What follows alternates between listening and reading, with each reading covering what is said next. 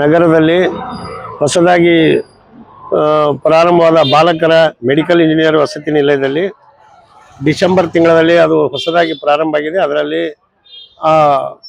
ಮೈಮೂದ್ ಅಂಥೇಳಿ ಕ್ರಿಮಿನಲ್ ಆರೋಪಿ PSI ಹಗರಣದಲ್ಲಿದ್ದವ, ಅವ ಜೈಲಿಗೂ ಹೋಗಿ ಬಂದಿದ್ದ. ಅಂಥವನಿಗೆ ಎಲ್ಲೋ ಕಮಿಷನರ್ ಬಳಿ ಹೋಗಿ ಒಂದು ಆರ್ಡರ್ ಹಾಕೊಂಡ್ ಬಂದಾನ ಈ ಹೊಸ ಹಾಸ್ಟೆಲ್ಗೆ. 10 ಕೇಸಿ ಕ್ರಿಮಿನಲ್ ದಂಧ ಶುರುನೇ ಮಾಡಿಬಿಟ್ಟನವ. ಈಗ ಅವರು ಎಲ್ಲಿ ಕೆಲಸ ಮಾಡಲ್ಲ ಅಂತ ಹೊಸ ಸಿಬ್ಬಂದಿಗಳು ತೊಗೊಂಡ. ನಮ್ಮಲ್ಲಿನ ಈ ಹಿಂದೆ ನೇರ ನೇಮಕಾತಿಯನ್ನು ಕೆಲಸ ಕಳ್ಕೊಂಡಿರು ಅಂತಾರೆ ಸುಮಾರು ಜನ ನಮ್ಮ ಗುಲ್ಬರ್ಗದಲ್ಲಿ ಇನ್ನೂ ಇದ್ದಾರೆ. ಅವ್ರಿಗೆ ತೊಗೊಂಬದ್ ಬಿಟ್ಟು ಅವ್ರಿಗೆ DO ಹೇಳಿದ್ರು, ತಾಲೂಕು ಆಫೀಸರ್ ಹೇಳಿದ್ರು, ಹಳಿ ಮಂದಿಗೆ ತೊಗೋಬೇಕು, ಹೊಸ ತೊಗೋಬೇಡ್ರಿ ಅಂದನು ಕೂಡ ಅವ್ರ ಹತ್ತಿರ 1 ಲಕ್ಷ ರೂಪಾಯಿ ಹಣ ವಸೂಲಿ ಮಾಡಿ 4 ಜನ ಸಿಬ್ಬಂದಿಗೆ ತೊಗೊಂಡು ಹಾಸ್ಟೆಲ್ ನಡೆಸ್ತಾ ಇದ್ದಾನೆ. ಅದ್ರ ಬಗ್ಗೆ ನಾವು ಹಿಂದೆ ಹಾಸ್ಟೆಲ್ ಮುಂದೆ ಹೋಗಿ ಹೋರಾಟ ಮಾಡಿದ್ದೀವಿ. ಜನವರಿ ತಿಂಗಳಲ್ಲಿ, ಡಿಸೆಂಬರ್ ತಿಂಗಳಲ್ಲಿ ಹೋಗಿ ಅರ್ಜಿ ಕೊಟ್ಟೆವು. ಎಷ್ಟು ಸಲ, ಸುಮಾರು ಸಲ ಜಿಲ್ಲಾ ಪಂಚಾಯತಿಗೂ ಬಂದು ಅರ್ಜಿ ಕೊಟ್ಟೆವು. ಹಿಂಗೆ ಮಾಡಿದಾನೆ ಒಂದು ಕ್ರಿಮಿನಲ್ ಅನ್ನ ಅಂತೇಳಿ. ಅವ್ರಿಗೆ ಹಾಸ್ಟೆಲ್ ಅವ್ರಿಗೆ ಬಿಡಿಸ್ತೀವಿ ಅಂತ ತೊಡಿದಾನೆ ಹೋದ್ರು. ಆಮೇಲೆ ಅವ್ನಿಗೆ ಹಾಸ್ಟೆಲ್ಲೇ ಬಿಡಿಸ್ತೀವಿ ಅಂದ್ರು. ಹೋದ ತಿಂಗಳದಾಗ ಅವ್ನಿಗೆ ಆರ್ಡರ್ ಮಾಡ್ಯಾರ, ಈ ಹಾಸ್ಟೆಲ್ ಬೇಡ ಅಂತ ಬೇರೆ ವಾರ್ಡನ್ಗೆ ನಿಯೋಜನೆ ಮಾಡ್ಯಾರ. ಅದನ್ನು ಕೂಡ ಅವ ಮೈಮೂನ್ ನದ ಭಾಳ ಕ್ರಿಮಿನಲ್.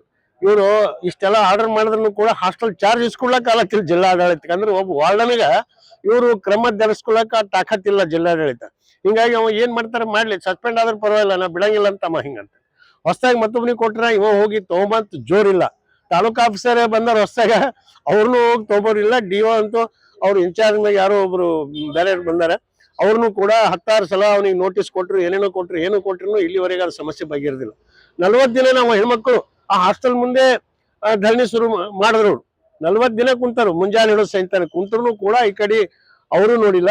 ಅಲ್ಲಿನ ತಾಲೂಕಾಧಿಕಾರಿ, ಜಿಲ್ಲಾಧಿಕಾರಿ ಸುಳ್ಳು ಹೇಳ್ಕೊತ ಇಲ್ತಾನೆ ಬಂದಾರ, ತಗೊಂಡಿಲ್ಲ ಅವ್ರಿಗೆ. ಅದಕ್ಕೆ ನಮ್ದು ಏನ್ ಬೇಡಿಕೆ ಅದ, ಅವ್ನಿಗೆ ಕೂಡಲೇ ಸೇವೆಯಿಂದ ಅಮಾನತ್ ಮಾಡ್ಬೇಕು. ಕ್ರಿಮಿನಲ್ ಮೊಕದ್ದಮೆ ಇನ್ನೂ ಕೂಡ ಅವ್ನಿಗೆ ಕೋರ್ಟ್ನಾಗ ಅವ್ನ ಕೇಸ್ ನಡೆದವ್. ಅಂತವನಿಗೆ ನೀವು ಕೆಲಸ ಡ್ಯೂಟಿ ಕೊಟ್ಟಿದೆ ತಪ್ಪು ಸರ್ಕಾರ.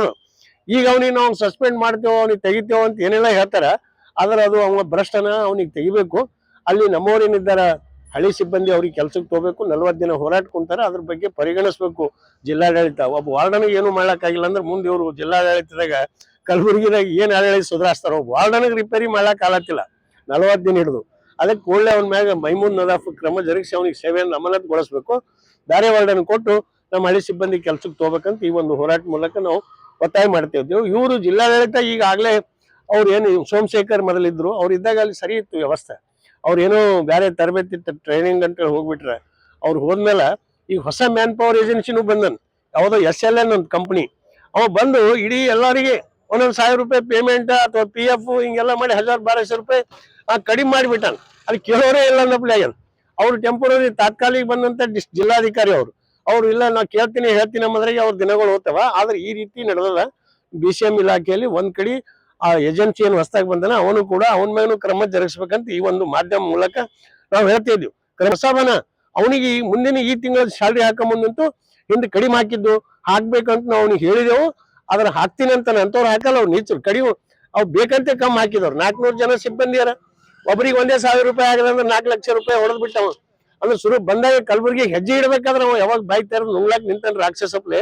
ಅಂತವ್ರೆಲ್ಲ ಇಲ್ಲಿ ಉಳಿಯಲ್ಲ ಅಂತ ನೀಚರಿಗೆ ಇಲ್ಲಿ ಆಸ್ಪದ ಕೊಡಬಾರ್ದಂತನೂ ಕೂಡ ಈ ಒಂದು ಮಾಧ್ಯಮ ಮೂಲಕ ಜಿಲ್ಲಾಡಳಿತಕ್ಕೆ ವಿನಂತಿ ಮಾಡ್ತೀನಿ.